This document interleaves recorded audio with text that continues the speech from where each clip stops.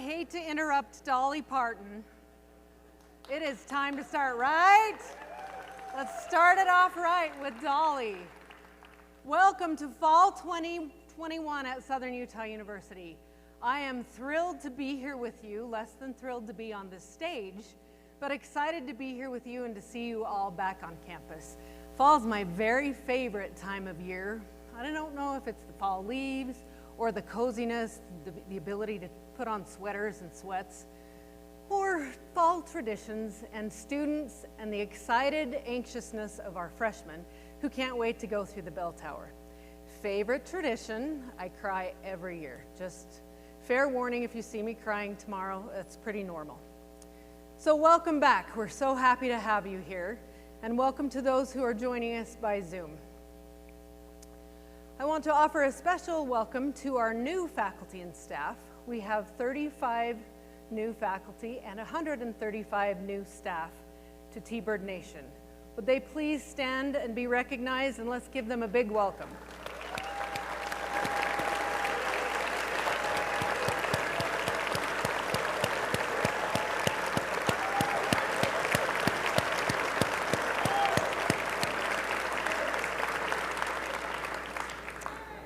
Yay, welcome to the Thunderbird family. We are glad that you are here with us.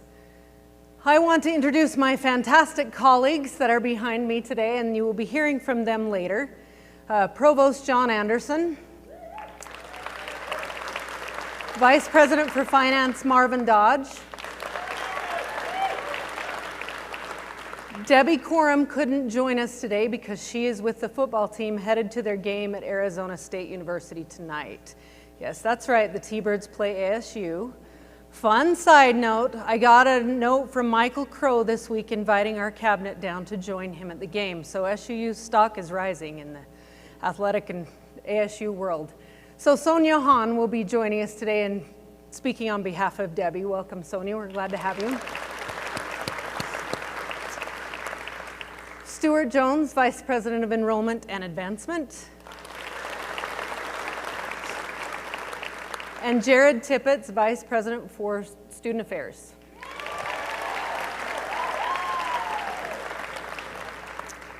We have a remarkable team, and I wanted you to spend some time with them today, so you'll get to hear from them a little bit later. I hope you all had a wonderful summer and are ready to be back here for fall semester. My summer's been a little bit of an adventure, and I want to talk a little bit about that. There's been a series of unexpected events for me, as I'm sure there have been with some of you.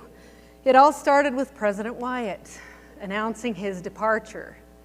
We're sad to see him go, but I want to congratulate him on his new position and offer our thanks on behalf of our faculty, our staff, and our students for the remarkable legacy that he left at SUU. During his time, thank you.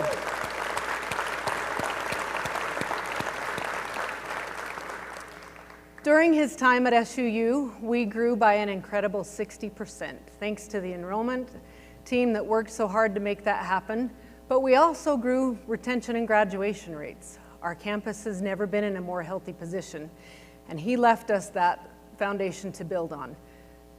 I'd be remiss if I didn't thank Kathy Wyatt for her leadership as well. Kathy's leadership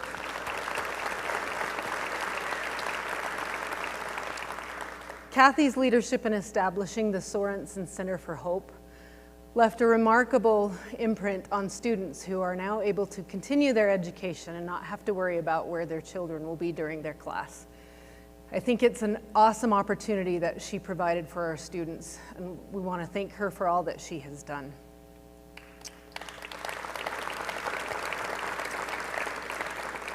You will have your chance to say thank you. We are holding a reception to honor the Wyatts as well as unveil his portrait for the Great Hall. Stay tuned for what that looks like. I hear there's some epic things happening with it. Please join us at a reception during homecoming, 4:30 to 6 p.m. on the Hunter Conference Center patio. Everyone's invited to join us. We'll send out more information on that. The second unexpected event that happened for me was when Commissioner Wollstonhume called and said, "Hey, you're our choice for interim president. Will you take it?" Excuse me. There was a bit of a pause there, and I have to tell you that this extroverted introvert had to do a gut check and lean in with everything I have every day to do this. But I'm honored to be here, and I appreciate the support that you all have reached out to me with. Thank you very much.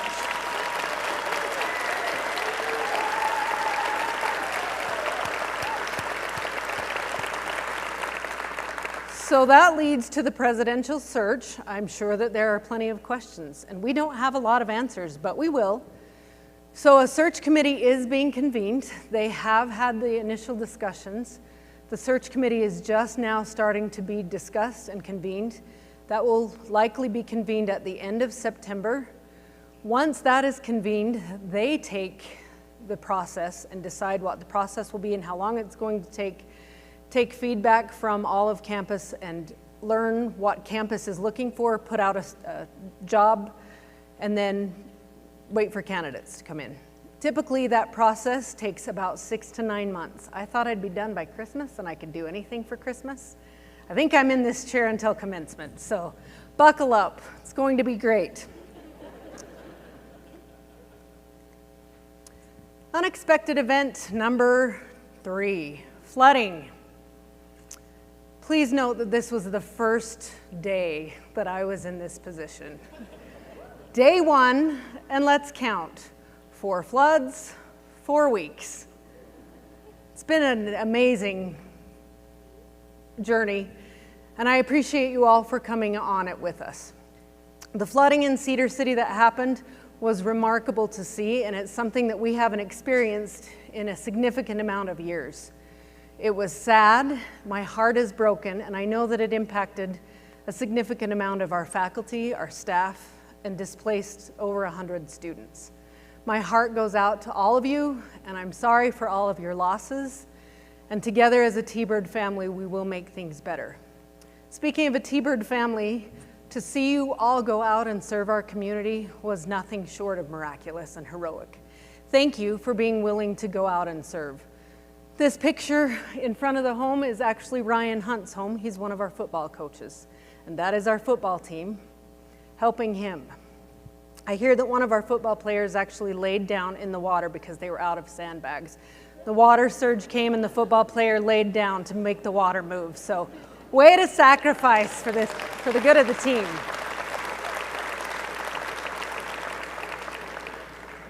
Our cabinet actually went out the day after the flooding, and we took food to all the volunteers who were there, and we went into many of the houses that were destroyed, trying to give some comfort to the owners who are dear friends or alumni of the university. Every time we went in a house to a person, they said, "Oh yeah, your football team has been here. Your aces, your leads, your basketball team, your gymnastics team," and on and on and on, have already been here, and they helped save our home. Thank you so much for sending them to help us.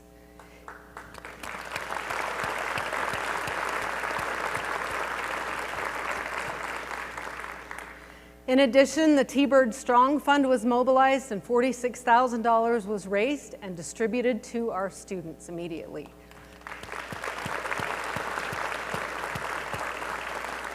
A quarter of that came from our faculty and staff. Thank you so much for helping our students. Good job. While I'm offering a big thank you, I have to say thank you for the 18 months of a really rough time. Thank you for surviving that. What you have both endured and achieved in the last 18 months is nothing short of remarkable. Whether it was changing teaching styles, changing classrooms, opening, closing, helping with the housing shortage, or helping with flooding, our campus has been there, and you're always there. And I know it's been difficult, but through your hard work, we are getting through this time, and we sincerely appreciate all that you're doing. It reminds me of going back up the mountain, right? Our campus always shows up to help. Our community always shows up to help. And whether it was donations or running the Red Cross or helping with the housing shortage, We have a symbiotic relationship that always comes together, and that's a heritage we always need to be proud of. Speaking of our founding, it's our birthday. Woo! You know what that means? A year-long party. It's 125 years of SUU, and we will kick that off March of 2022, and it will go through April of 2023. There is a remarkable committee made up of faculty, staff, and students planning these events right now. I encourage you to get involved, tell them what you would like to see.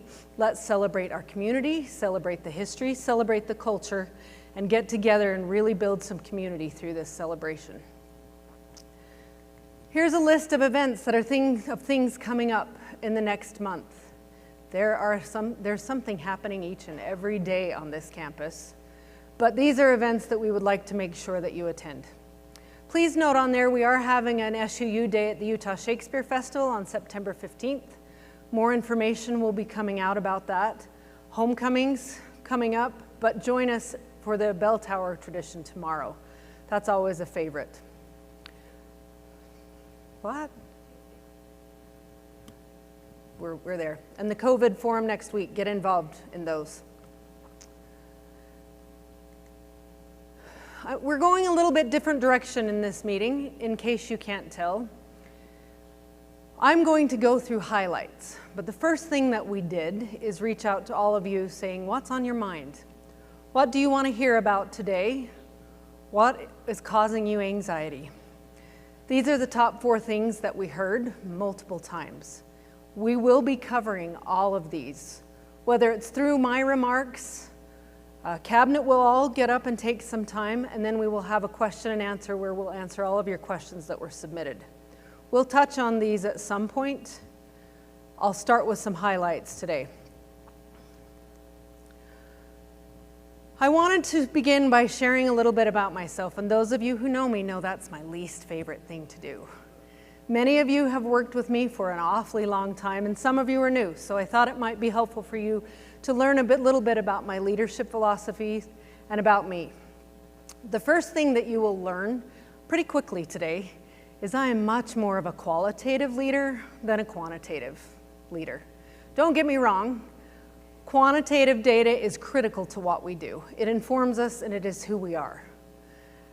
And I love data, but I am much more concerned about relationships and relationship building. And you'll find that out about me today, and that's what I'll cover during my time here. I grew up on this campus. Oh, look at that cute little 70s hair. Please note that I still have the same hair as my 2-year-old picture. It's fine. My dad was the director of student activities here on this campus, and I grew up tagging along with him, watching all those student activities.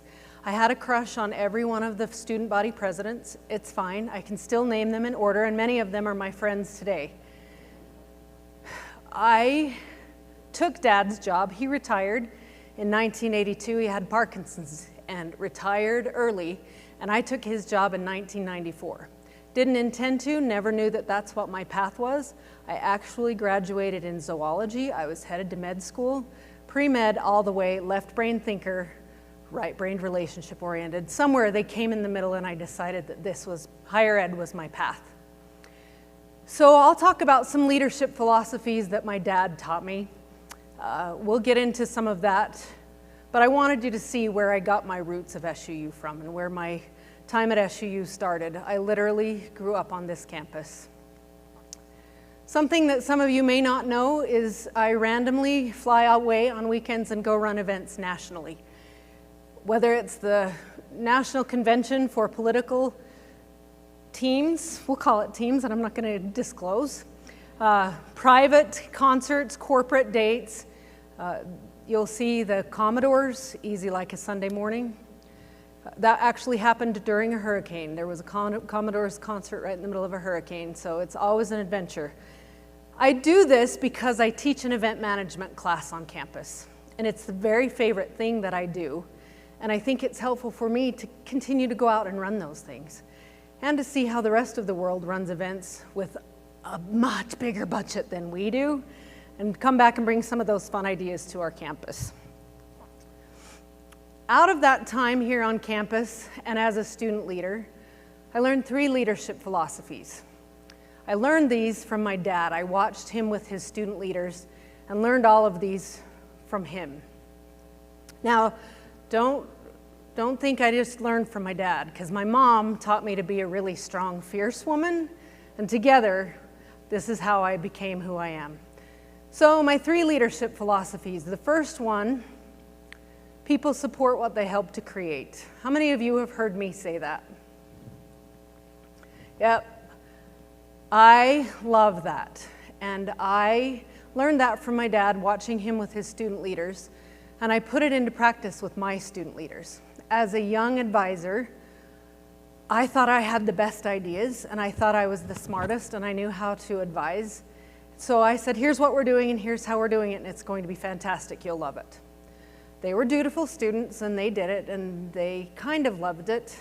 And I recognized that they didn't have the best experience because they had no ownership in it. It needed to be their idea. They wanted to co-create. They wanted to be at the table, creating and developing and learning and growing. I strongly believe in this philosophy, and I practice it every day, and I want us to practice it on this campus. I recognize that as a young child, I was enamored with those words, and I repeated it all the time. As an adult, I realized that it's just a fancy way of saying shared governance, but I still like saying this more, so it's interchangeable for me. My style is to bring people together, to convene the teams, and to tackle the big issues working together. So keep that in mind as we work together this year. I want each and every one of you at our table. You are welcome. You have an equal voice. Every point of view is welcome and safe, and I invite you to be part of creating our shared culture on this campus. Please be part of the discussions and the decisions this year. My next leadership philosophy are the 3 C's: collaboration, connection, and community. These are 3 words that I believe in, and I believe that by strengthening our collaborations, we deepen our connections and expand our community. Our campus does this very well, and it's something that I want to continue focusing on this year. I think an excellent example of this is the SUU and the Southwest Tech partnership. This grew out of an innovative idea which we have on these campuses, and through working together and strengthening the connections, we have deepened the relationship and expanded our community to include Southwest Tech. They have joined us here today, and I would like them to stand and be recognized.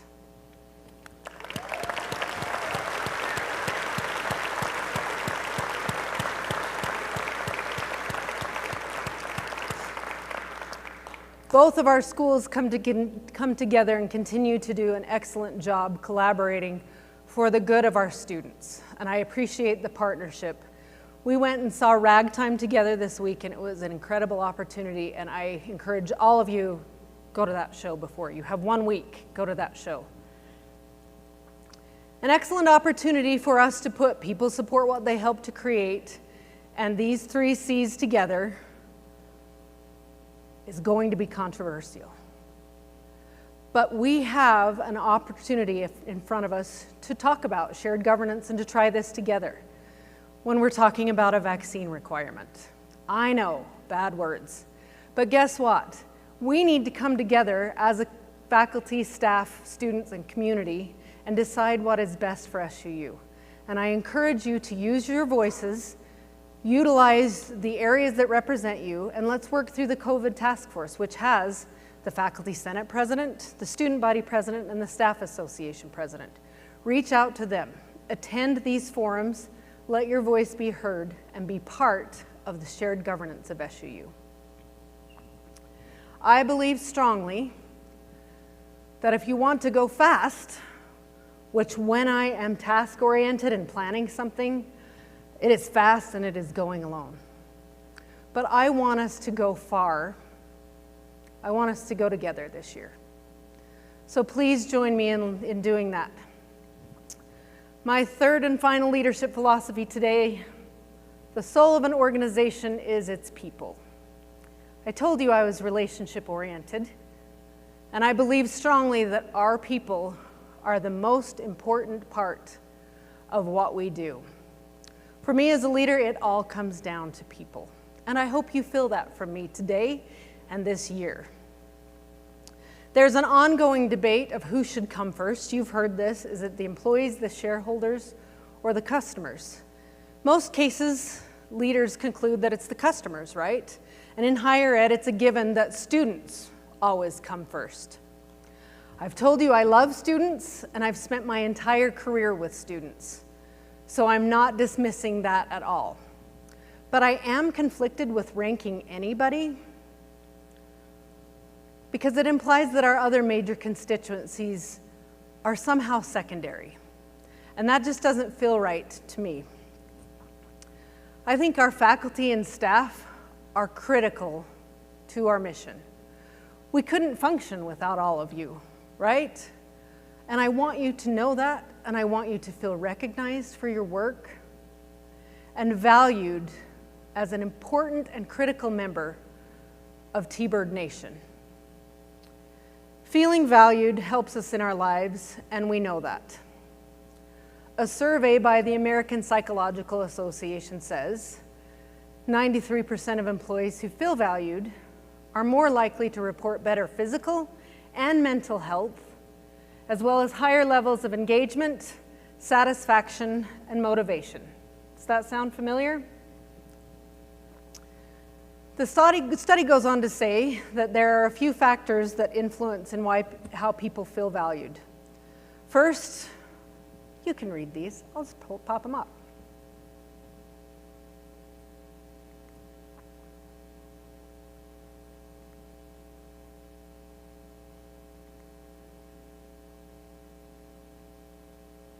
Funny thing, those are some of the very same things we heard from all of you when we asked for feedback.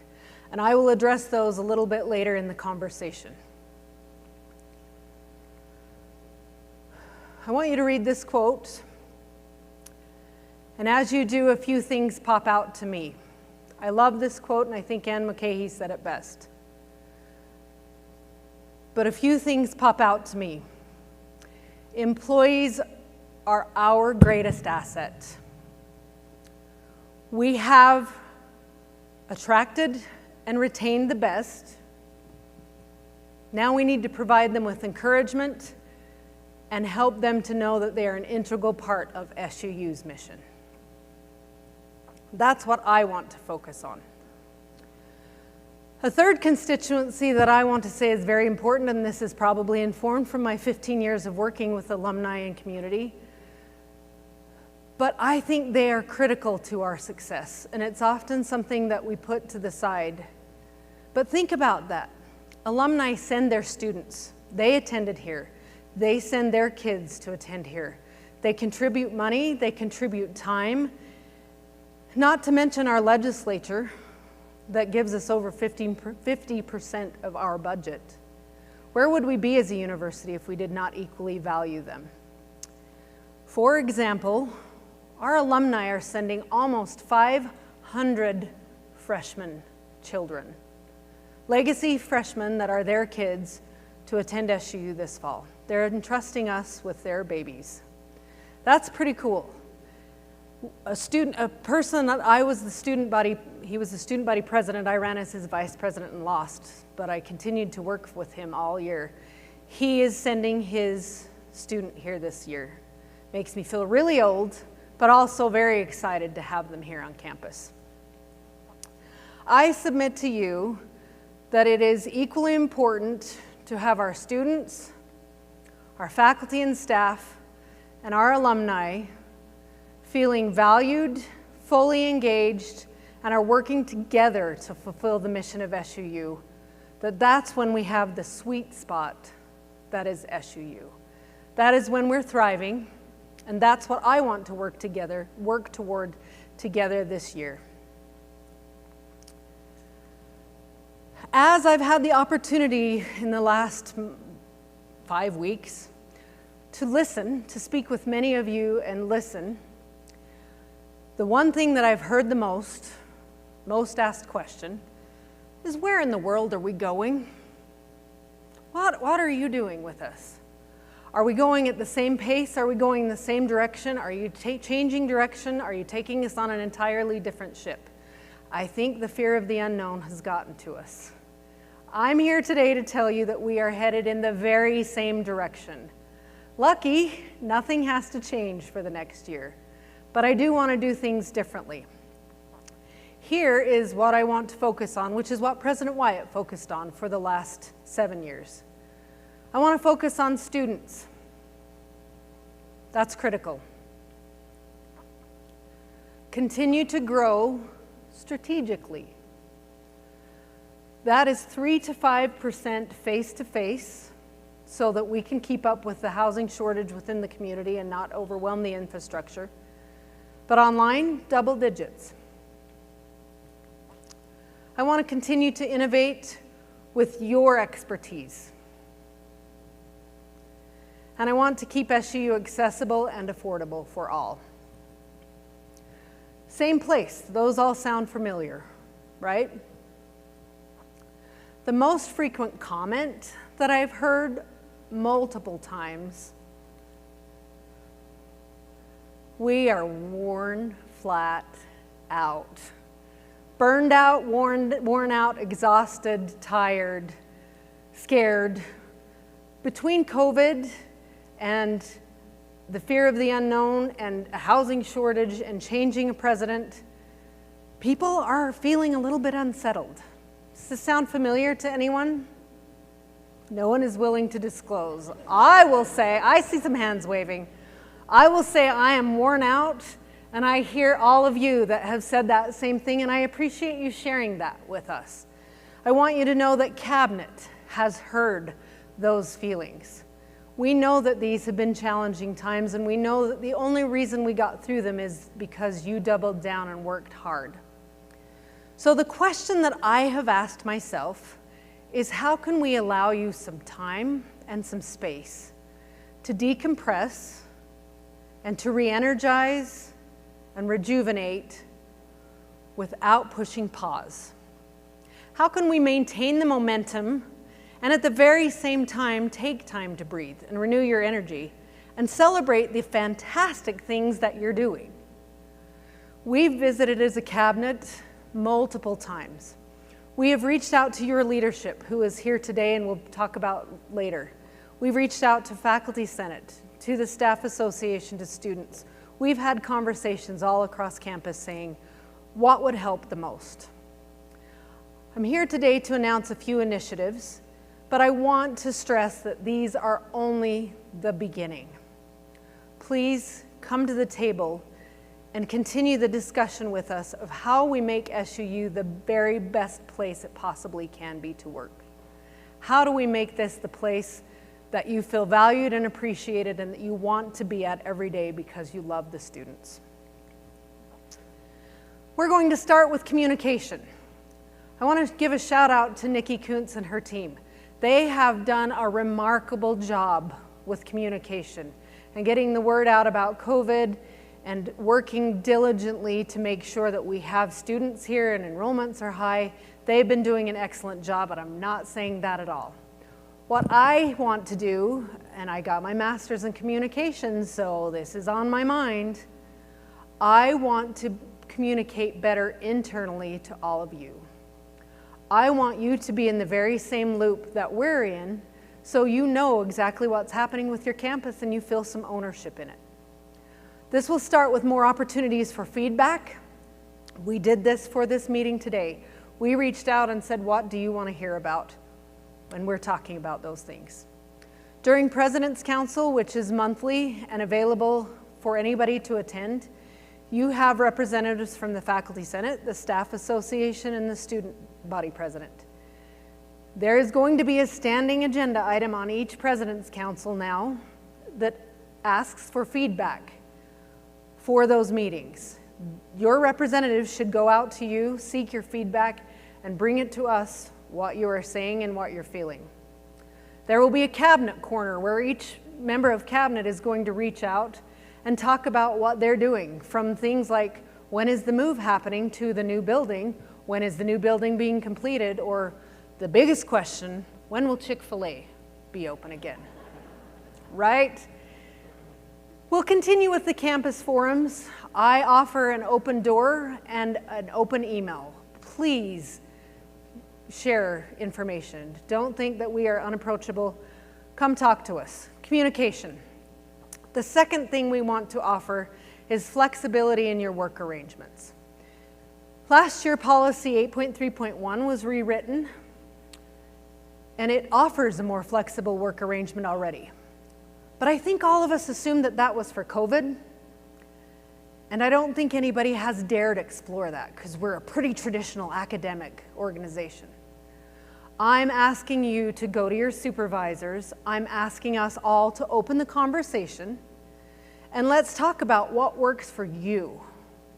Whether that's 410s or 9/9s, or changing what you do during holiday times, or you need to be more flexible so you can join family at this, that, or the other. Let's have those conversations about what works for you.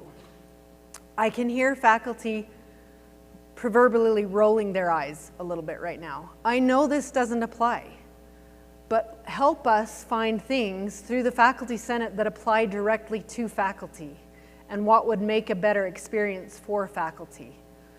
I'm just inviting us to have the conversations and say, let's be more flexible. We don't need to be as rigid as we are. The added bonus to this is I think it will help students. As people decide to come in earlier and stay later so they can take a day off, services are available to students longer, and that's a fabulous thing. We want you to embrace our outdoor mission. During October, take one day on us in the month of October and get outside.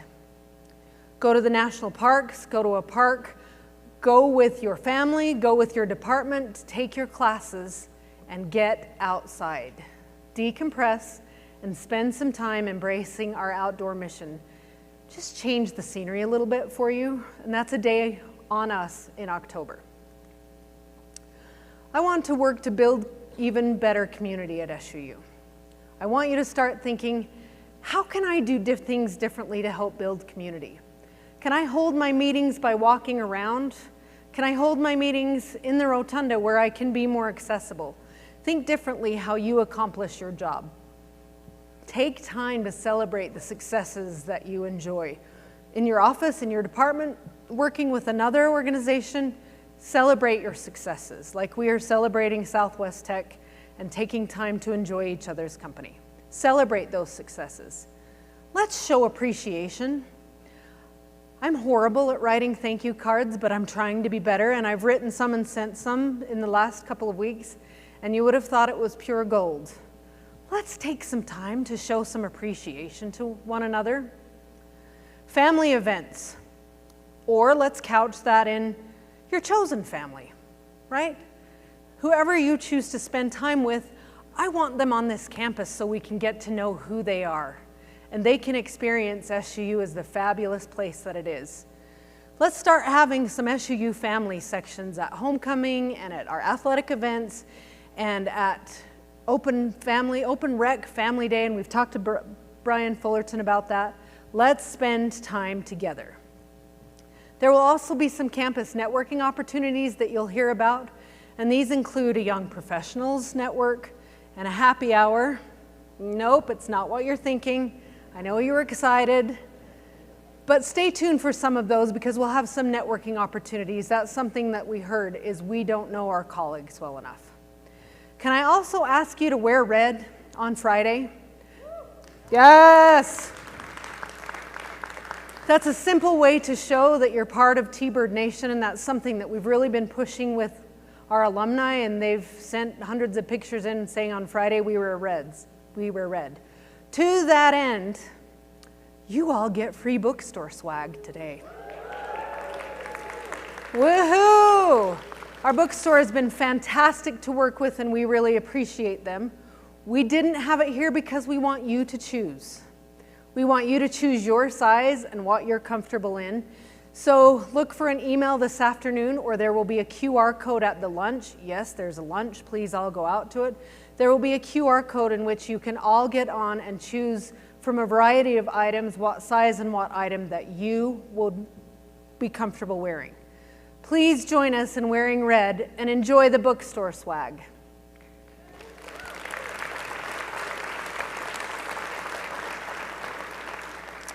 Compensation. I know that this is also a hot topic. It's something that we've heard for years and will continue to hear. Know that we hear you and we're working on this. We know it's an even bigger challenge this year with the housing market in Cedar City and the cost of living. Who knew Cedar City was suddenly such a hot place to be? But here we are, and you can't afford anything.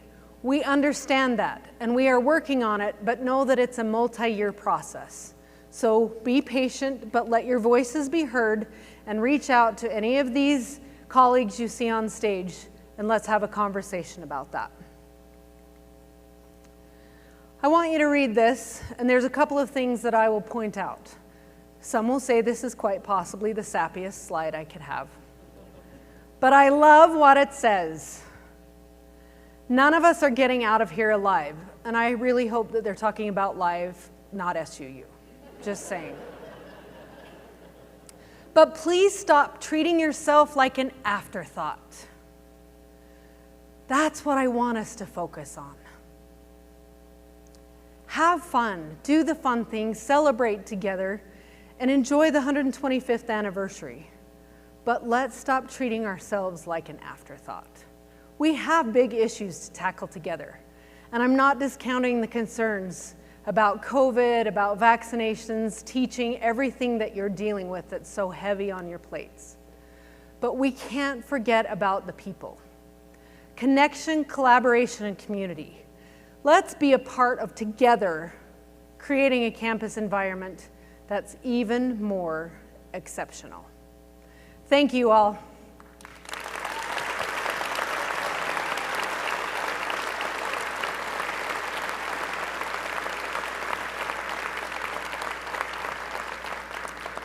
I would like to turn time to my cabinet colleagues. You'll hear first from Provost John Anderson, and they'll each take time highlighting their areas and what priorities they're working on. So, John.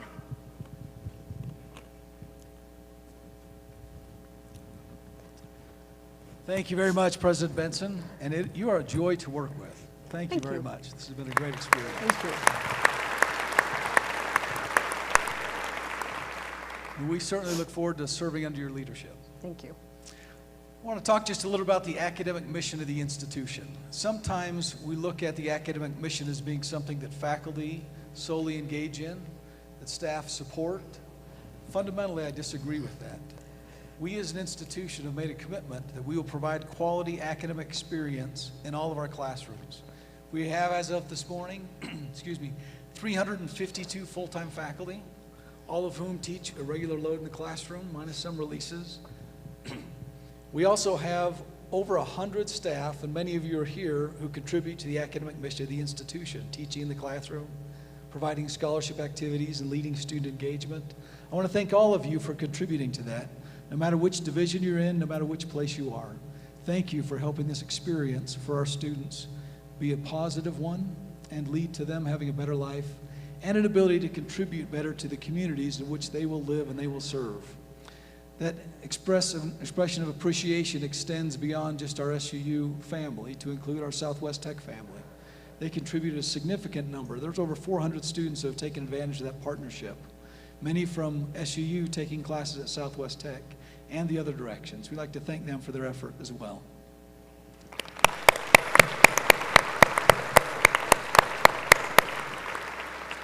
We will talk in detail about building the team this afternoon, but as of right now, we have 35 new faces, full-time faculty here. We have another 10 who shifted positions from one to the other. So you have 45 new faculty in different roles that have joined the team this year. We also have additional 15 new staff, many of whom replace staff who have been with us a long time and are contributing to that team mentality here. We have 10 different administrative appointments. We'll review those by position later on this afternoon. We also had 26 tenure and rank advancements that happened this last year. This coming year, we're going to work a little more on building and finishing out our leadership team. We have 2 interim deans. We'll search for both of those positions sometime this year. And we look forward to welcoming 2 new team members when those searches are complete. So that's our team, and I want to thank all of you who contribute to that academic mission of the institution. Thank you very much.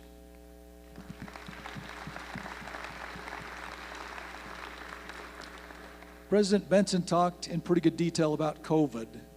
COVID is something that has worn us out, in her words, and it's something that unfortunately is not gone.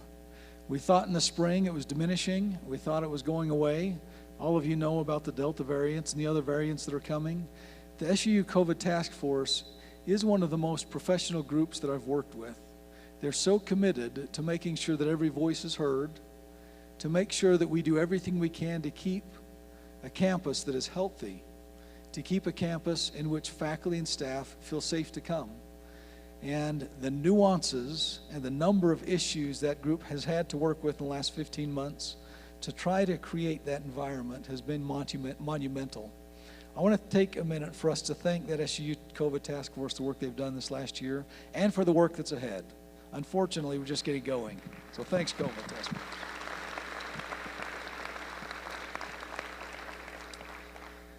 So to follow up on the President's comments about the future and where the institution is going, institutions of higher education are often built on something called a strategic plan. Those plans go in regular cycles. Our current plan was a 7-year plan that was scheduled to end in 2022.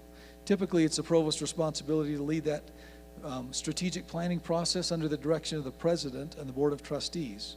So about a year ago, almost a year ago now, President White kicked off the strategic planning process, and we started asking questions about what is it that makes SUU unique? What is it about SUU that is different than Weber, than UVU, than Dixie, and all the other regional schools in the Intermountain West? Why is it that someone would want to come here rather than going there? And how can we provide an exceptional, unparalleled experience for students, faculty, and staff so that we will be a place that is sought after and we're able to retain quality students, faculty, and staff? Well, that committee listened all year long. Some wondered why we started. Usually in a strategic planning process, it takes 12 to 18 months to figure the questions out. And then, much longer than that, to try to find some answers. So we have a draft of the strategic plan that's been circulated to campus. We've had open forums to receive feedback, and we'll continue to vet that plan throughout this fall semester. Then those plans will be put on hold until the presidential transition is complete. The new president can come in and choose the direction we're going and what that final version of the plan will look like. But the plan is very focused on identifying just what President Benson talked about. What is it that makes SUU something that's unique? And we've settled on this idea that we really build students' connections better than probably anyone else. And that plays out in metrics for retention, plays out in metrics for graduation rates, and alumni connections back to the institution when they're gone. So that's the focus of the plan. It will build on the vision of the President Benson, the vision of the Board of Trustees, and I encourage you to engage in that process. Also, for the first time included in a strategic plan for SUU, we looked at all of them going back to 1897 and every mission statement. Part of that plan focuses on, for the first time, us publicly stating what the values are at SUU. And they align perfectly with what President Benson talked about. Ideas like community, ideas like stewardship, ideas like diversity, equity, inclusion, making sure that everybody has a home here.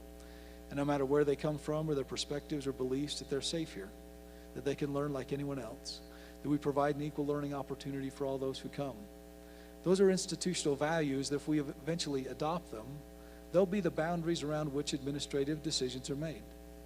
And I hope that all of you engage in the process of finalizing what those are and setting those guardrails for us to work together into the future. So those are the unique strengths, institutional statements, and core values that we're going to focus on as we work to build students' connections and wait for the presidential transition and those things to move forward so we know where we're headed for sure. But that's a brief update on the Division of Academic Affairs. I do want to publicly thank all of you for the efforts that you've made in the classroom this last year. It has been a rough one. Probably for all of us, it's been the hardest year and a half of our academic careers. And unfortunately, we're entering into an environment in the fall that many of the constraints that we were able to work through last year, like mask mandates, have been taken away. So we're working in an environment with lots more questions, but collectively we'll work through it together. Thank you very much.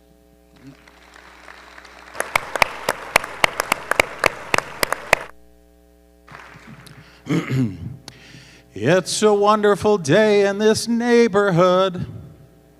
Right? Can you sing the rest? I just want to make sure the mic worked. I'm not really going to sing that whole song. Welcome. It's wonderful to see so many of you here. What a bizarre year we've all experienced. But we're grateful you're back. We're grateful that students are coming back and that SUU continues to thrive and be strong. So we look forward to a wonderful year with you. Let me just hit a couple things on the finance and administrative side. I know this is probably the most boring side of the institution, but we do have Chick-fil-A news, so stay and listen to what we have. You've probably by now seen at the corner of 800 and 200 South the beginning of our new academic classroom building. $45 million investment completely by the state legislature. We did not raise a dime for this building, and in part, I think it was a reward for all of the efforts SUU has made to raise funds for various buildings and projects and for a little bit of being neglected. So thanks to our friends up north. Ground has been broken. They've been working for weeks. And the beginning phases, not a lot of exciting things happen, right? Because it's all happening under the ground. But please know, we have sunk 160 concrete and steel piers into the ground that went down to bedrock as deep as 60 feet that building will be built on to make sure that it's solid and will last through the years. The tunnel system has been expanded for steam pipes and data and so forth. The electric lines have been run from the transformer. That's that big scar across the parking lot south of the Student Center. So we're getting all of the components and pieces in place so that when they start coming out of the ground, that building will rise and it will rise quickly. It will be a beautiful addition to our campus. It's 90,000 square feet. Just so you have a little bit of sense of comparison, the library, the Sherritt Library is 82,000 square feet, so it'll be larger than all of the space we have in the library. It will add classrooms, labs, art teaching stations, offices, and open space for students to hang out and study. An additional couple of stadium classroom seating arrangements as well. We look forward to this building coming online. It is within budget despite crazy prices for materials for construction, but is scheduled to be online the 1st of January in 2023. So we hope you enjoy watching that as it's built. Some of you may be aware and others may not. So let me talk about this for a few minutes. In a unique negotiation with the Levitt family that has taken me the last year for the most part, we have made arrangements with the Levitt group, with the Dixie and Ann Levitt Family Foundation and SUU to buy and swap and trade 8 different properties in a transaction that is underway. Part of this will include SUU acquiring the Levitt headquarters building, as you see pictured here, several properties around that, and then trading for additional properties for campus. Part of this, as I've listed, is the tenants of this Levitt headquarters building will be our CAPS, because we had to vacate the old city library space. They will have the entire first floor of this building. And then we are moving all of the administrative offices that are currently in the first and second floor of the Benyon building into this Levitt headquarters building as their new location. Part of this, actually the driving force for this, beyond the fact that it's really virtually on campus already, and it is a beautiful old structure that has been remodeled remarkably, and it expands our campus, but it frees up space for academics. And as we continue to move forward, we really are sensitive to not taking out more green space on campus, but we want to be able to provide more space for academics. The business school is working through donations so that we can remodel the Benyon building and have that be an expansion of our business building, our business school. And believe it or not, even though that new building The business building has only been online for a few years. It has reached maximum capacity, and the business school has been using space in the Benyon building for a couple of years now. The move-in for this ultimately will end by next summer of 22. The Levitts have their kind of moving out piecemeal. We started moving caps in yesterday and the infrastructure to go along with it. As the Levitts move out and we have opportunity to do some remodel work in there, it won't require much, then we'll begin moving in these administrative offices. Hope to have it all completed by the summer of 22. Now, Chartwells, I know we've squeezed 3 pictures on here. They are striving to be open by next Wednesday, the first day of class. It has been a long summer of construction, and Chartwells by themselves have invested $4.5 million into remodeling our food service space here on campus. So as you see at the top, there's new dining hall that will have stations in various places. We're remodeling the old convenience store, or C-store, I forget what they used to call it, but it will be the new corner market, and we're renovating Chick-fil-A, all as part of this project. I challenged our marketing folks to come up with new, as long as we have new space, and Chartwells has hired a new executive chef. They have a new marketing manager and a new catering manager. They're coming at this as let's totally be new. So we've come up with a new logo and a new name for the cafeteria that will be T-Bird Eats, as you see here, and my compliments to our marketing folks on the design of this. The corner market will be the Thunderbird Corner Market, and that will include the Papa John's Pizza location. And then Chick-fil-A, one of my favorite topics, is being renovated as well. Part of what we've done with Chick-fil-A is added space to their kitchen, so they will now grant us a full menu. We will no longer be an express, but it will be a full Chick-fil-A with every Chick-fil-A food option, including breakfast. That probably won't be available on day one. They're hiring staff to work in Chick-fil-A. One of the corporate requirements is they have to go down to St. George to the Chick-fil-A down there and work for the better part of a week to get their training off-site. And then they'll come back to us, but we're striving to have it open and available. This will include online ordering, so you'll be able to order your food using an app and then come over and pick it up rather than having to stand in line. That will work for Papa John's as well. And we'll be able to offer catering on campus. So we'll finally be able to sell Chick-fil-A at athletic venues, football stadium here in the event center. And for any of you that want food catered for office parties or other activities on campus, Chick-fil-A will now allow us to do that as well. So a lot of exciting things coming in that Chick-fil-A world. Yeah, thanks.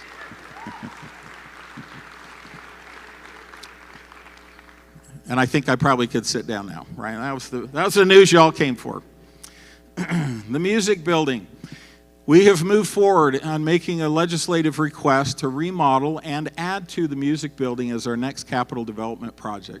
This building is as old as I am, which is 50-some years old, 55 or so years old. We will remodel the 21,000 square feet that is there. We propose to add 18,000 additional square feet to that building to get it to 39,000. This is about a $19.5 million project. And we actually were encouraged to submit this one by some of our legislative friends who suggested to us that the legislature will have a lot of one-time money this year. So get your request in and let's see where it goes. I think that's it on the facilities piece. Let me hit on the budget. We don't often say this, but I'm grateful as the finance guy to be able to say that we balanced our budget last year. Despite the worries of COVID, the loss of students going online, and all of the bizarre things that happened, last year we received $98.8 million in revenue. Our expenditures were $96.5, and so we'll have a $2.3 million surplus that will be available for one-time funding uses in our budget cycle for fiscal year 23. And having said that, today the budget office will make live the forms and the memo and the information for you to begin compiling and submitting budget requests for the next fiscal year, which will start July 1st of 2022. We call that fiscal year 23 because you name it the year that it ends. And so we are opening budgets this year. Last year we had so much uncertainty with COVID that we just paused the budget process to see what we would end up with for revenue. There were a number of adjustments made at the last minute in the spring. We're grateful for that and look forward to heading into another budget year with added revenue. Human resources, we have transitioned. As you know, we're self-insured as an institution, which means we pay all the bills for any health coverage that you need. We had to go out to bid, as is required by the state, and selected a new third-party administrator that manages that for us, UMR, which is attached to the United Healthcare Network. They have been a dream to work with, and we had the perfect bid timing that allowed us to secure this bid with UMR because it allows us to utilize other hospital networks and facilities outside of the IHC network, which we were limited to when we were working with EMI. And EMI did well for us for many, many years. This has also added the ability for us to utilize surgical centers, which are a lot more cost effective than having surgeries at the hospital. An expanded doctors network. We continue to add doctors and facilities to that growing list that you have access to, and we've utilized Motive RX for our pharmaceutical plan, which is really working to help utilize other resources that are out there to drive costs down for the pharmaceutical piece. Because of that, and EMI will continue to be our dental provider, so when you go to the dentist's office to get your teeth cleaned or whatever, that is still EMI. We retain them for that piece of it. Because of your conscientious efforts to be wise consumers of your health care and to stay healthy for the most part, there will be no premium increase this year for health insurance as well. And thank you. Yeah. Thank you very much. In the 7 years that I have been here, we've only had to raise premiums 2 times. And that is an enormous tribute to you. And as we work with our consultants in the healthcare industry, they're often puzzled and amazed and grateful that you have done so well because they don't see that replicated with most of their clients. And finally, just because I have such a diverse portfolio, let me hit just a couple things and an expression of thanks to the staff that I work with and the great folks that are out there. We did create this last year an Office of Equal Opportunity, and Jake Johnson is here. He has assumed responsibilities for Title 6, 7, 9, and the Clery Act in one office so that anybody who has concerns with those federal titles can go to one place. He's working on hiring an investigator that will be a paid investigator to help out with those investigations and to really enhance that operation. And our thanks to Lucia, who has been our Title IX coordinator for some time. Any of you that have been involved in any of those investigations know that is not easy work, and it is challenging. In partnership with 4 other USHE schools, we've secured an IT auditor who will help us out in the audit field. We've elevated the Office of Risk Management to Enterprise Risk Management, and so Mike's duties have been expanded. He reports now directly to me instead of Tiger. He is addressing risk management, compliance, and safety. And we're really working on the compliance and safety piece as we move forward. Thanks for all of you that work with Mike so well. He's really exceptional. Facilities, as the provost has mentioned, and we've talked about with COVID, will continue. Those cleaning standards and everything that they have done in the past to help protect us, our classrooms and those of us who are on campus, including our students. And they have completed 1,000 different projects in trying to get ready for each of you to be here this fall. They're the unsung heroes that work night and day and weekends to get all of these things together, and we're truly grateful for their tremendous efforts. We were thrilled in aviation. We have battled for years with the Veterans Administration, and we won an 8-month battle with the VA that had prevented veterans from using their benefits, their educational benefits, as part of the aviation program. It has been a long summer and a lot of blood, sweat, and tears, and my thanks to all who were engaged in that process.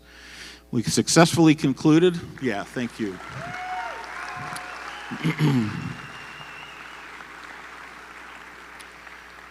And thank you to our veterans. What a remarkable team. All that they have sacrificed and done for us and for our country.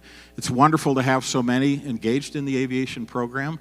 It is probably 50 to 60% of our students are veterans who have transitioned from full-time military service into a career choice. They do an exceptional job. We're grateful for all that they do.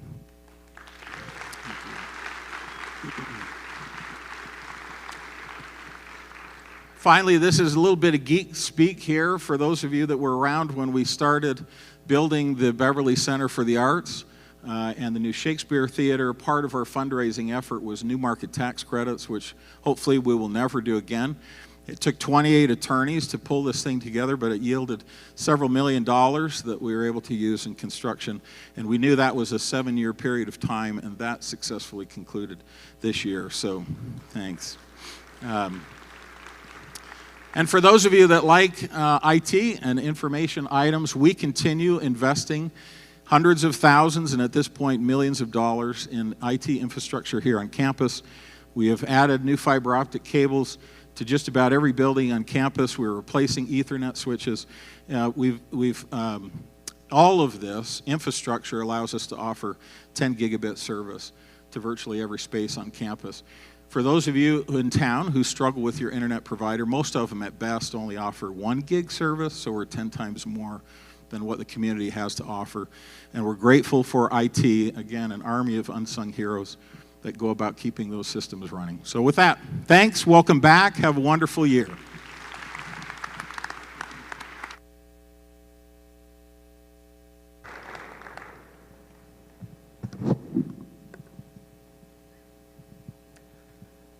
Good morning, everyone. Wanted to say thank you for coming out. I just found out about 48 hours ago that I was going to be on stage, and Debbie extended her apologies to me, but thank you. I'm a little nervous, so sorry. Wanted to start with saying that SUU finished second in the Big Sky Conference with the Learfield Directors Cup. The Learfield Directors Cup was started by the organization of NACTA, which is the National Association of Collegiate Director of Athletics, and USA Today, and it awards and provides recognition to institutions with success of both men's and women's sports programs. So it was a big honor for us to finish in the top 3.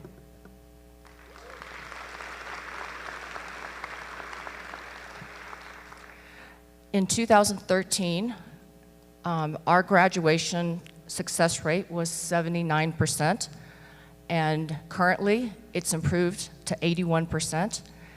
Out of our 350 student athletes, 195 of our student athletes were named to the Big Sky All-Academic Team. And the criteria is,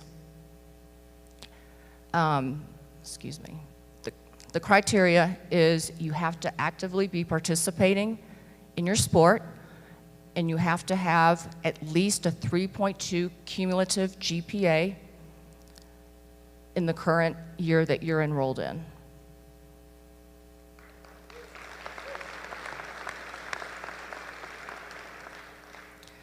Starting July 1st of 2022, we'll be moving from the Big Sky Conference to the WAC Conference, which is the Western Athletic Conference.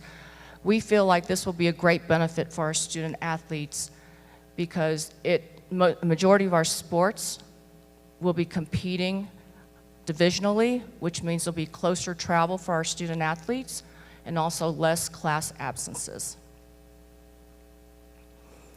This is my favorite part here. We weren't sure if we were going to be able to compete last year, but luckily we were able to, and we came out with 2 conference championships. Our men's basketball team, coached by Todd Simon, won the regular season championships. And our men's cross-country team, coached by Eric Hull, they won the Big Sky Championships postseason. The wonderful thing is next year, majority of these 2 teams are going to have their returnees.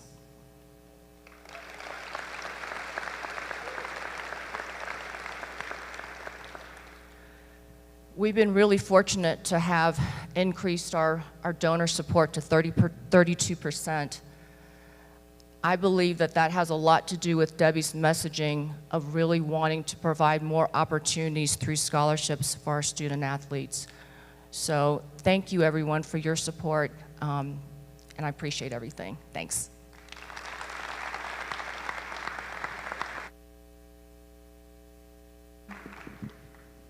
Good morning. My mind has taken me back to 1993. I was a young administrator here, and I was asked to advise a new club called the Student Alumni Association. And there was a spunky leader in that student organization, and her name was Mindy Benson. Had I had any idea that 28 years later she would be my boss, there's a lot of things I would have done different. They tell me karma's a tough thing, and I may be paying a price this year. Well, she's given me 5 minutes, and I got 14 slides, so we're going to move.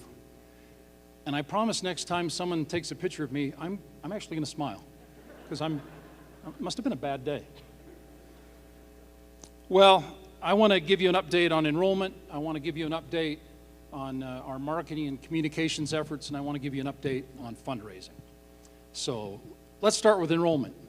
I thought it might be interesting for you to know that as of Monday, we're at 12,700 students. And about like most years, about 3/4 of our students are in-state. 22% are out-of-state, and 4% this year are international. I thought you might also be interested to see the distinction between our undergraduate and graduate and continuing education. 82% of our students are more of the traditional undergraduate student. And here's the breakout for our online. You can see there's been tremendous growth. I think it's about 54% growth from last year. We've got in the light blue BGS. We just started BGS under Jean Bereen, was that last spring? And already we're at 224 students and growing. Our academic partnerships is a partnership we have with 4 of our programs. Online will continue to grow. We've got a great team in place, and I think we will continue to see that thrive and prosper in the years ahead. I also wanted to give you a sense of where we would be when USHE takes their snapshot after 3 weeks. We think if you look at the blue number that will be about 13,500 students. The number we really count for SUU is the number we're at the end of fall semester. We continue to grow with online and concurrent enrollment and continuing ed. We grow, and we think by the end of fall semester, we will be at 14,000 plus students. And finally, I thought you'd be interested to know that we have students from every single county in Utah. Sometimes Daggett gives us a little bit of trouble. Daggett came through. We have students from all 50 states, and sometimes Marv's home state of Vermont gives us trouble. Vermont came through. Give Vermont a hand for Marv. And even in this COVID environment, 76 countries are represented in our international students. When you meet them, acknowledge them, because they've paid a price to be here. And some of them, it's been quite a journey, and it was a thrill to see 2 busloads come in just a couple of nights ago. I want to thank everyone that's involved in the recruitment and retention of students. That's a team sport. I want to thank the enrollment management leaders and their teams. I wish I had time to go through them and have them stand. I want to thank Jared Tippett's team that works so hard in retention and works closely with the provost's office and the deans and your staff to make students' experience here a good one so that they want to stay. Thank you all for your role in recruitment and retention. Let me shift now to our marketing and communications effort. Hopefully, most of you have heard about this college tour. It's a new channel. And we heard about it. Nikki got excited. And what they do is they come to campus and they learn about the campus through the experience of students. So we hired them. We brought them here in late April. We gave them a Cedar City April experience. It snowed on day 1. I think we gave them 4 seasons on that Monday, didn't we, wherever Nikki is? We auditioned 10 students, and through those amazing students. We highlighted a variety of areas on campus. We highlighted the ACEs, aviation, I see them. Give them a hand. Say something up there. We highlighted the arts, we highlighted the outdoors, we highlighted online, et cetera, et cetera. It is a terrific production, and I hope if you haven't seen it, you will. It's something that we're going to use in our recruiting in high schools. We're going to use it on social media. We'll use it through our alumni networks. These were Emmy Award producers that came to town. We're exceptionally proud of the production, and I thank Nikki and her team for pulling this off. I also want you to know just a little bit about a new style guide. And you say, well, why does that fit here? In the competition we're in today in higher education, we have to make sure that our reputation is as good as we are. It's one thing to be really good in all the metrics and say we're better than even some of our rivals. But it's another to make sure that those audiences that we care most about know that we're good, that 17-year-olds and their parents and employers and alumni and prospective faculty and staff know how good we are. And so we've put together a style guide that we think brings clarity and consistency and cohesion to our look and feel so that people know who we are and what we stand for. So I invite you to go to that link and you can look at our color and how we recommend you use it, and our logos and our seal and topography and photography. We think it will help us make us a better place. Finally, I want to talk about fundraising priorities. We have 4 capital projects. The first one Marvin's already talked about. It's the 19.5 music building. We plan to continue to raise money to help, in addition to the facility, programs and other needs of the dean in that college and department. The second is the renovation of the Benson Administration Building. As you may know, many of those offices are moving to the Levitt Center, and Dean Mary Pearson and some of her staff will be moving into the Benson Building. We plan to help them renovate those first 2 floors. I know they're moving in career services and professional development and what else? Where's the dean?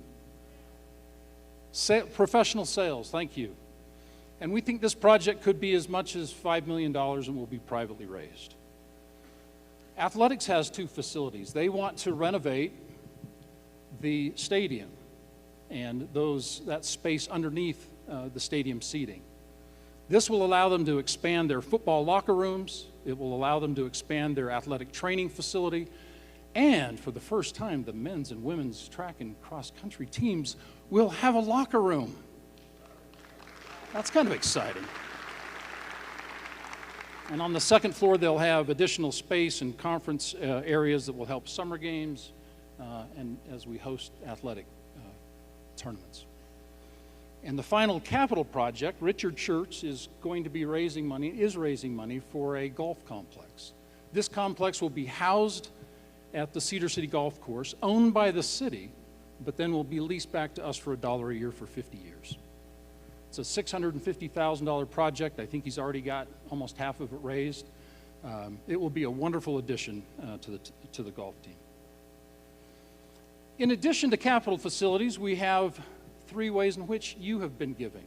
And we invite you new faculty and staff to consider giving, either through payroll deduction. We have 220 employees that now give through payroll deduction that fund over 73 scholarships. President Benson talked about the T-Bird Strong Fund, and you can also give through a license plate. We, I think, have over $53,000 a year that comes through that license plate fund. And finally, each dean of our 7 deans all have priorities. They range from internships, scholarships, space, speaking series, and we work with them to raise funds for those priorities. Let me conclude by telling you about a couple of recent scholarships. This is Mahanrai. Mahanrai's mother lived in Cedar City for a short time. He lives in Mexico. He didn't have the funds to come to SUU. So this spring, he started with our BGS program. He wants to come someday to Cedar City, but our scholarship and our online degree at $75 a credit allowed him to get an SUU education, and he is thriving. And also last month, SUU partnered with the Maloof Foundation of Logan, Utah. They have agreed to fund 43 scholarships for young women who have survived sex trafficking. These students will likely start this fall. They find their survivors through Operation Underground Railroad. This is a gift. Higher education is a gift, and it does change lives. And I thank each of you for the role you play, directly or indirectly, in helping the Mahanrais and these survivors and thousands of other students that all have their own story. What you do makes a difference. It does change lives. There's no profession like it. So thank you. Thank you for the role you're playing. It makes a difference.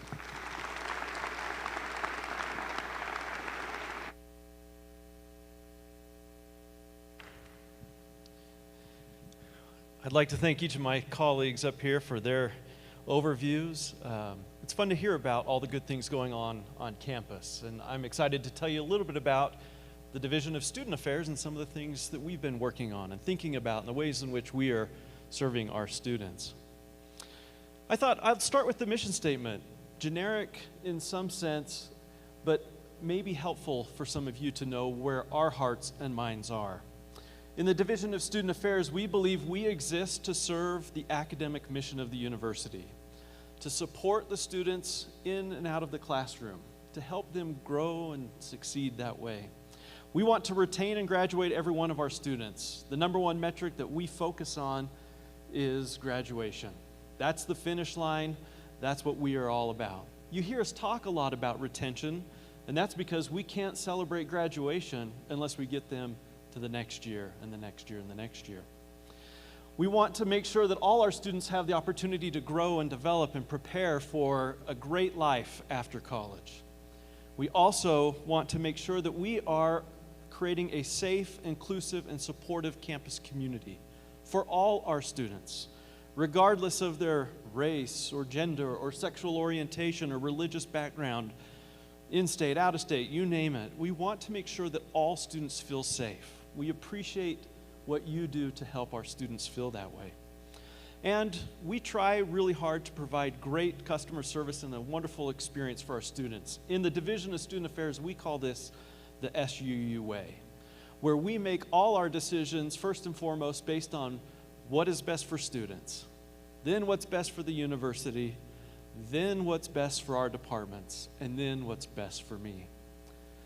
We find at times that we'll interact with folks that will maybe make decisions in that reverse order, what's best for them and their department. Students lose in that equation. We want to do what we can to serve our students. There are so many campus resources all across our wonderful institution. Many of these are in the Division of Student Affairs that you see listed up here on the screen, but there are also services outside of our division. But the point of this slide is to illustrate that we can help your students and our students and all those that we interact with to be successful and to stay. A few years ago, we did a study where we called every single student who left the institution over a several-year period of time and asked them, why did you leave? And the reasons that they left are fairly typical. We could sit together in a room and come up with those lists of reasons why, but finances and lack of employment opportunities and maybe not finding the right fit here at the institution and so on and so forth. But here was the most interesting and intriguing takeaway from that study that we conducted. When we asked students, you tell us you left because you didn't have the right fit on campus or you were maybe struggling academically. Did you go talk to anybody? Did you reach out? We heard over and over from students, I didn't know where to go, I didn't know who to talk to. And so we know that at SUU, for a long time, we've provided a friendly face and good customer service. But what we learned through that interaction is that we maybe hadn't been creating some more deep or authentic connections with students. And most importantly, we learned this is a new generation of students entering our campus. Generation Z interacts very differently with college and universities. And in fact, most institutions are designed to serve the boomers and the Gen Xers. And we aren't and haven't been great historically across the academy at serving Gen Xers and particularly Gen Z. Gen Z students don't reach out in the same ways to solve their problems that the Gen Xers did.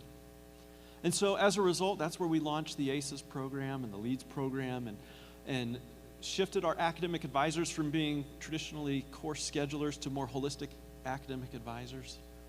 Hopefully trying to build these relationships with students so that when their life's challenges come to them, they will say, I'll go to so-and-so because they'll help me. That's what we're all about.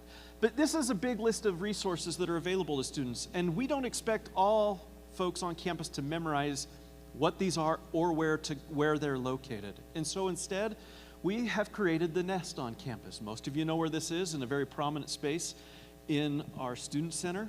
And the reason I want to highlight this is to say, if you ever interact with a student that is struggling for whatever reason, and they come to you and you may not know the answer or where you should take them for a particular resource, just bring them to the Nest.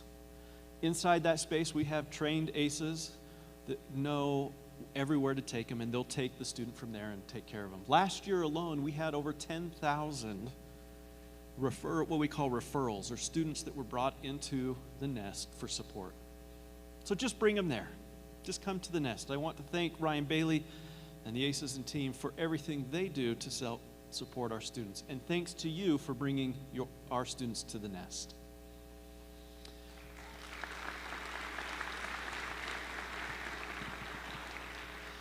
I want to add my thanks to those that have been shared already for all the individuals on campus who helped us over this last year, where we've faced some challenging issues related to COVID and everything that we've done there, from testing on campus to contact tracing to adjusting the way we teach in the classrooms and learn together. Thank you for your help there. I want to thank everyone who was so involved in the flooding process, particularly to those individuals who stood up the Red Cross support site.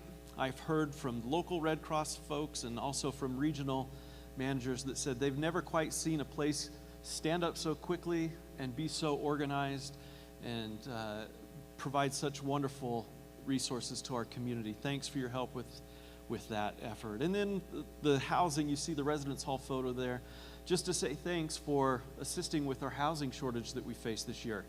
I think most of you are aware of how we landed there, but we believe that we had over 1,000 beds that historically students had been staying in or sleeping in disappear from the marketplace over the last year. As the housing market rose and the price of real estate increased, lots of landlords decided now was the time to sell, and I don't blame them in many ways, but they sold to families, typically moving in from out of state. Therefore, the student beds disappeared. We also had a number of individuals in our community who owned houses, renting them to students, who saw the tourism industry, particularly around the national parks, explode during COVID, and they transitioned those spaces from student apartments into Airbnb properties. There were a number of different things that happened, but we lost about 1,000 beds in the community. So thanks to everyone who reached out to your friends and neighbors and helped us find enough beds to house our students. Every day, new beds would come into our office, and we'd put them on our website, and then they would go off. We did one day land at one bed. We only knew of one available bed in our community. And then the next day, we got back up to 12, and then 30, and it ebbs and flows. But thanks particularly to all of those who worked so hard on that.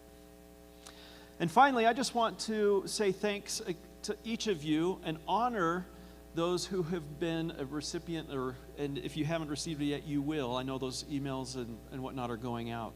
But each year we give away this certificate to our campus influencers, we call them. To me, this is the most meaningful certificate or award I've ever received. And just so that you understand how this works, when students graduate from SUU, in order to pick up their cap and gown, they have to complete their graduation survey. And in that survey, there's a question that just says this: please name the individual on SUU's campus who had the biggest influence on your success as a T-Bird. And then we just take those names and we send out certificates to say thanks. This is a partnership that my office does with the Career Center. But for a student to pick your name as the person that helped them the most, I think it's a real honor to receive one of those from our students. And those are going out, but I wanted you to be aware of how that program works. So thank you and congratulations to those of you who received an Influencer Award this year. Thank you very much. That's yours. I want that. All right, we are to the question and answer portion. You all submitted questions and they are in my hot little hands right here. So, survey says, first question's on academics and goes to Provost Anderson. And it's about the 7-week undergraduate online courses. What are we doing to communicate to students that the details of course offerings are clear, that they know the timeline when they sign up for courses so that they can properly manage their course load to ensure their best chance for success at SUU? Excellent question. So the primary purpose of the 7-week course is to support online programs, not necessarily specific online courses. That allows the students to enroll in 6 cycles a year instead of 3. We list whether a course is 7 or 14 weeks within the banner registration system. It is a bit hidden, but if you click on the link that relates to the course scheduling and time, there's a statement as to the dates that that course will run. So it currently is communicated to students, probably not as well as it should be. Once this question came in, we're starting to look at the banner system to see if we could be more public about when a student looks at a course, what that course offering will be and the dates that it will be offered. So that's an issue we're glad that was brought to the forefront. We'll look into it. Thank you. The next question is also for you. What about the Festival of Excellence? Are we still continuing that? And it could free up an instruction day in spring semester if we didn't. What are your thoughts? It's a very good question. The Festival of Excellence has a great history at SUU. I think it's very important that we find ways to celebrate scholarship. And the Festival of Excellence is just not about students. It's about faculty scholarship. It's about staff, others who engage in scholarship on campus. So hopefully it'll continue to grow and become a meaningful experience and will continue to grow its presence and influence on campus. And so hopefully that's the direction that we continue to go. The next 3 questions are COVID questions, so you may want to keep your mic up from the COVID task force. The first, I understand we will resume contact tracing at the beginning of fall. Will we also have testing available this coming school year? What does contact tracing and testing look like? So I'll probably give you a longer answer than you want. Maybe it'll answer the next 2 questions, so all you're at good. once, we'll see. But let's go back to a year and a half ago. We had to decide how we were going to address each COVID case. And we wanted to make sure that if someone was exposed to COVID on campus, we had a method to communicate those, or excuse me, somebody who had COVID on campus, we had a way to communicate to those who that may have been exposed. And there are different types of exposures. We're talking about the exposures that are the most extreme case when you're within 6 feet of someone for at least 15 minutes. So we had faculty roll in all their courses so we could identify a 6-foot circle so that every time a positive COVID test came in from a student, faculty, somebody who's in the classroom, we could then go back to the rosters and say, these are the people who are within 6 feet. We started down that track but learned pretty quickly. We have a lot of classes because our experiential learning and other things that are very interactive. And even though a student may start sitting in one seat, they may shift back and forth, and maybe they were exposed over multiple days. So we quickly started to notify the entire class just to let them know they needed to watch their symptoms. So last year was a very manual process in that if a student tested positive, we would get that information either through our own testing or from Southwest Public Health. And I can't compliment Dean Dean of Students Heather Ogden and her team enough. They went in and take that name, look through the students' roster, communicate to the faculty, communicate to all the students. It was very manual. I also want to congratulate and thank Parker Grimes and his team, because this year that process has completely been automated. So either through our own testing or through testing of Southwest Public Health, as soon as we know if someone tests positive, there's a series of pre-formed emails that go directly to all the students in the classes that student was enrolled in and attended during the time that they may have been sick. It also, a separate email goes to the faculty, and a separate email goes to the chair and the dean, so they're aware of what's going on. And in that submission that the student puts forth, they include the time when symptoms started, the time when the test happened, and the estimated date that they should be out of quarantine. Parker Grimes and his team also built a dashboard for everyone that teaches. They can log into the dashboard and get a list of every student who is currently tested positive or is under some form of quarantine or isolation, and the estimated date they are intending to come out or have that done, recognizing those dates move some based on symptoms and other things. So faculty members should have access to more information than they did last year. We are contact tracing for every case that we get that's a positive case, and that's what contact tracing really refers to, is letting people know who may have been contacted. So that's how we're handling it in the classroom. So that's the contact tracing piece. On the testing side, last year we handled multiple methods of testing. As soon as we had tests available from the state, we started symptomatic testing. That anybody, faculty, staff, student, who had any symptoms could come to our testing site, get tested, and know within 15 or 20 minutes, based on a rapid test, whether or not they likely had COVID. And we were so fortunate to have so many of our nursing students that received their clinical hours as part of that service. Once that had gone on for a while, we also started doing some random testing and some hotspot testing. Those are emails students would get that we would select X number of students per year, and those numbers are pretty high, or excuse me, per week, and invite them to come in and test. We typically did this at the beginning of each of the semesters, then it carried on through the semester, just to see if we could proactively find cases that weren't symptomatic.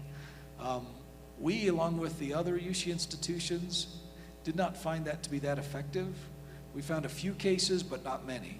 In fact, by the end of that, we were testing a lot of students, but not getting many positive cases and not being able to act on many things. So this year, we're opening a site. We're not titling, it's actually open right now. And I do want to compliment publicly and thank Mike Humes. And he has led our testing effort for the last year and a half, and he has been a fabulous companion in this effort. So let's give him a round of applause.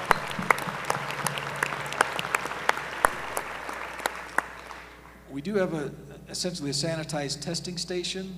This year, we're not calling it symptomatic or asymptomatic testing. If anyone is curious if they have COVID or if they have symptoms of COVID, they're welcome to come. There's a trailer behind our alumni building on kind of the northeast corner of campus. They're welcome to come get tested. They're open about 4 hours a day, 5 days a week. And really, it's one of the few places that is available for testing right now across the county.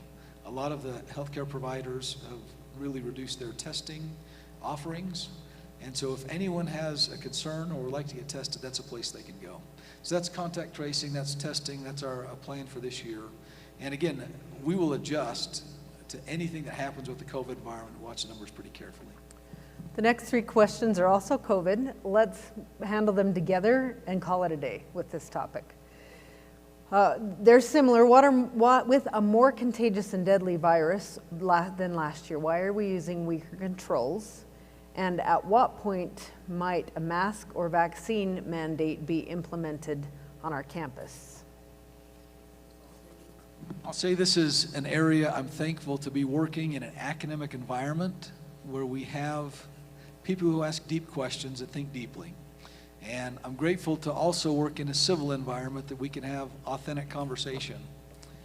I will say before I introduce my comments, I don't think this is an area that the press has helped us with at all. A lot of the press you read is not factual, and I'll walk you through that. We talk about a vaccine mandate.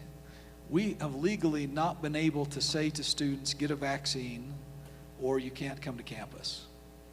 We have not been able to say anything related to that until there was an FDA-approved vaccine. We now know the Pfizer vaccine is FDA approved. So the question then becomes, what can we do? The word mandate means a lot of things. To me, that means it's a requirement. We cannot have a vaccine requirement without giving people exceptions.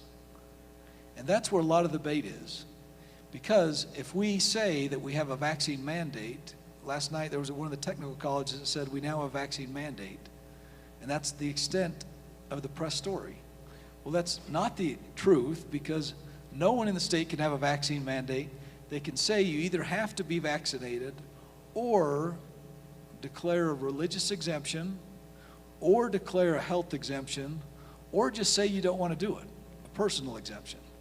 That's as far as we can go. So we do have a virus variant that is within our community, it's within the country, around the world, that seems to spread much more quickly. It seems to attack younger people than the original COVID virus, but we can't go farther than to say we strongly recommend the vaccine. We can mandate it, but we can't enforce a mandate because of the exemptions, if that makes sense.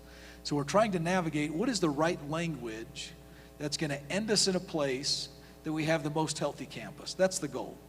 And I've been in hours worth of conversations over the last year and a half, and I've never heard anyone say, well, let's be less safe because of this. The conversation is always, what can we do to create the best environment that's going to push people toward making healthy choices? And that language is very nuanced. The parameters around that are very nuanced, and we'll continue to try to struggle with that. So it's not that we're trying to be weaker this year.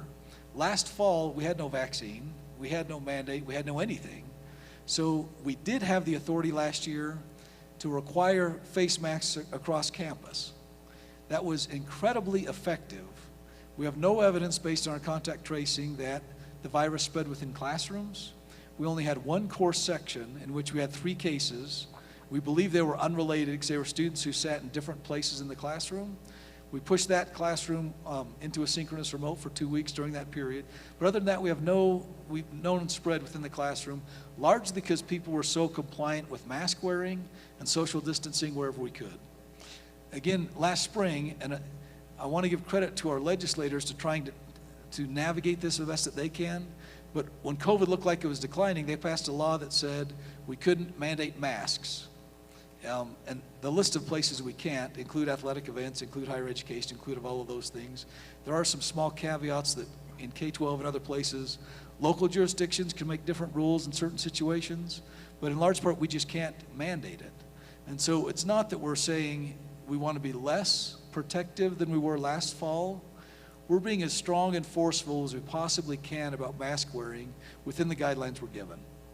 And those guidelines could change quickly based on what legislative action, what happens with the governor, what happens with a series of other things. But our intent and that the whole focus of that task force is not to be less aggressive. It's to work as aggressively as we can to create a healthy environment within the boundaries which we're given. Thank I think you. I hit all the Yeah, points. appreciate those answers, and thank you for the work that the task force has done. Sure. Let's move to growth. Stuart, I'm going to start with you on this one. What is SUU's growth plan? How are we balancing growth and keeping it sustainable for both campus resources and the community's resource, housing, jobs, et cetera? Do you want to start off? Yeah, why don't I make a couple of observations, and then I think I'll throw it to the provost on this one as well. First of all, I just want to acknowledge that growth has created some pain points in a variety of places across campus. And I want to acknowledge that. I want you to know that I hear that, and we appreciate the efforts that you've made as we have grown significantly the last 7 years. In my own shop, the admissions office is turning, well over 60% more applications, for example, and financial aid and the registrar's office all have taken on more work. And that's just in my shop, and I know that cuts across all of campus. And so I want you to know I hear you, and I'm sympathetic. At the same time, I believe that if we are committed to holding down tuition, and we've cut fees for students. You think about app fee, grad fee, on and on. If we're committed to that, then there's really two sources of revenue for you. One is growth in tuition, and the other would be reallocation, taking from one area and giving to another. And so I hope that we can be committed to growth, knowing that will provide a healthy institution. And at the same time, I hope you will feel from us a commitment to continue to fund new faculty and staff positions so that we don't continue to tire you out.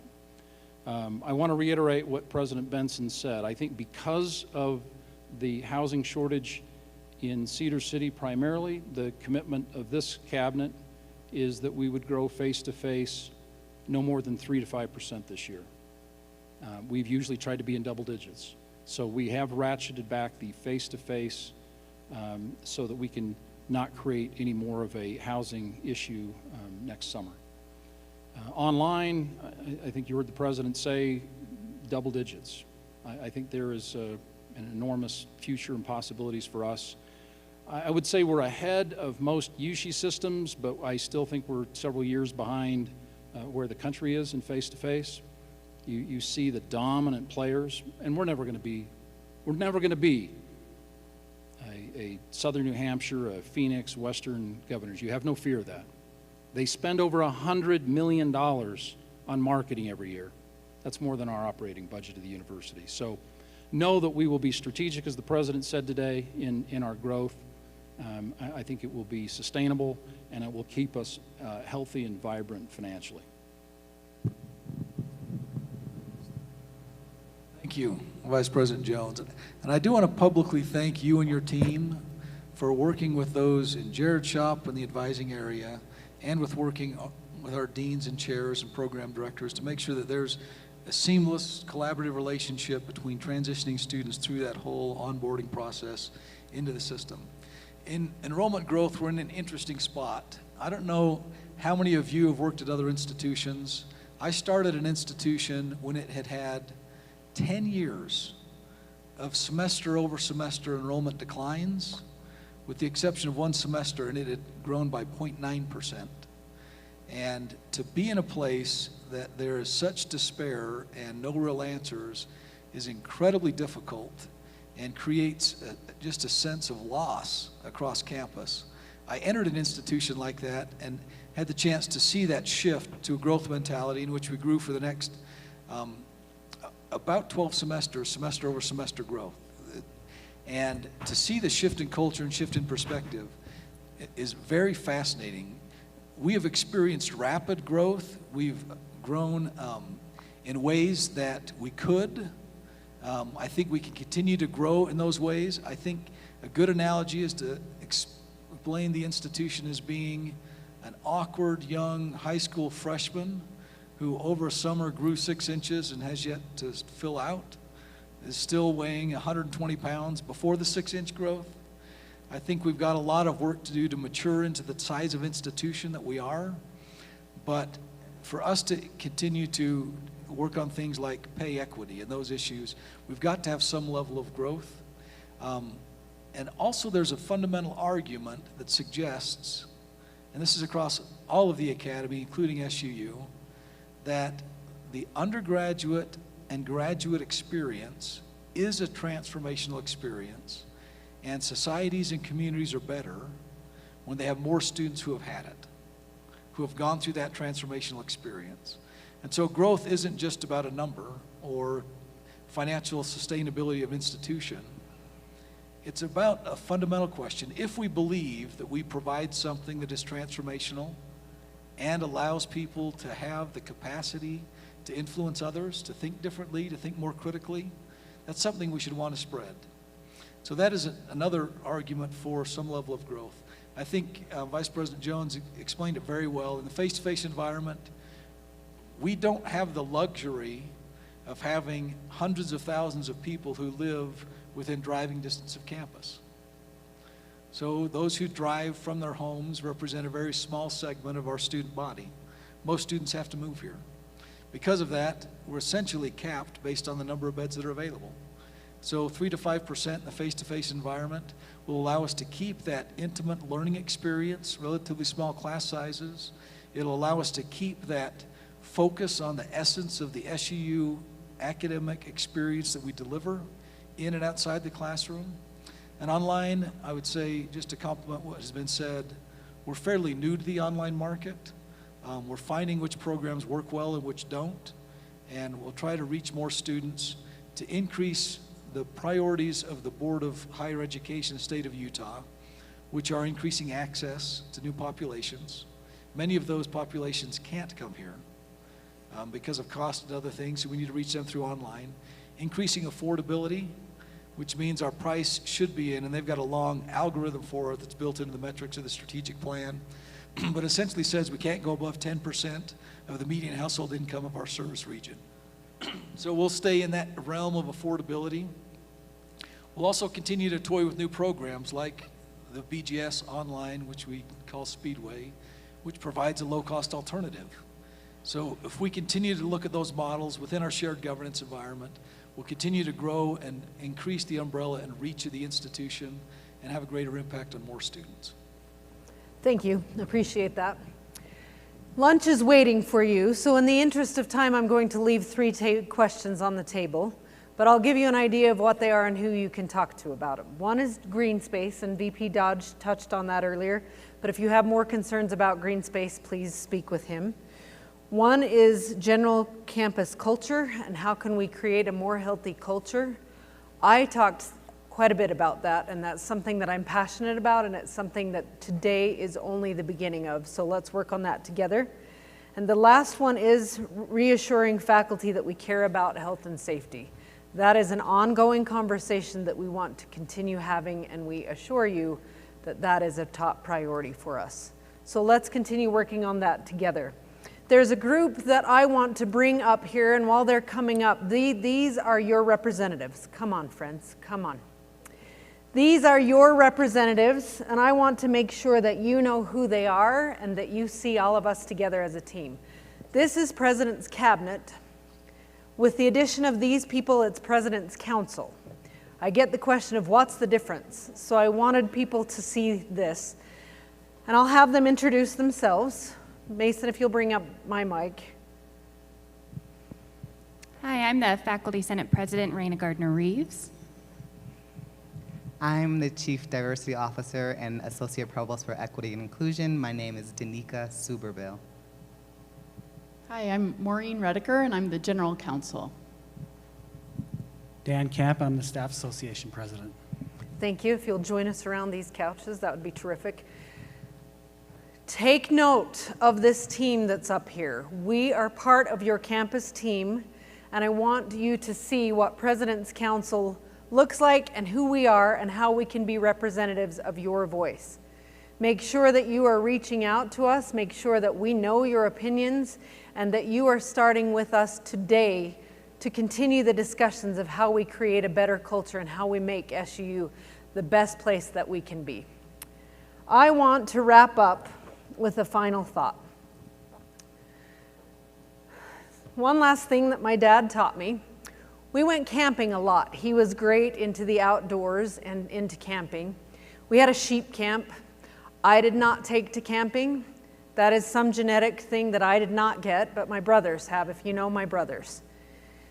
One of the things Dad always said as we were cleaning up the sheep camp and getting ready to go, it's let's leave this place better than we found it. At the end of my tenure as president, it's my sincere hope that our campus will be even stronger than we are today. And I want us to work together to strengthen our collaborations, deepen our connections, and expand our community.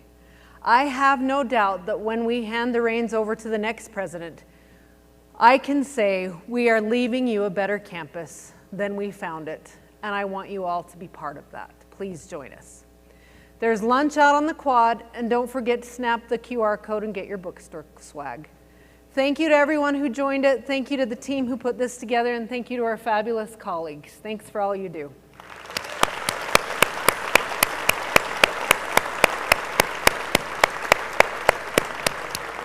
Lunch is on the library quad. Follow the crowd.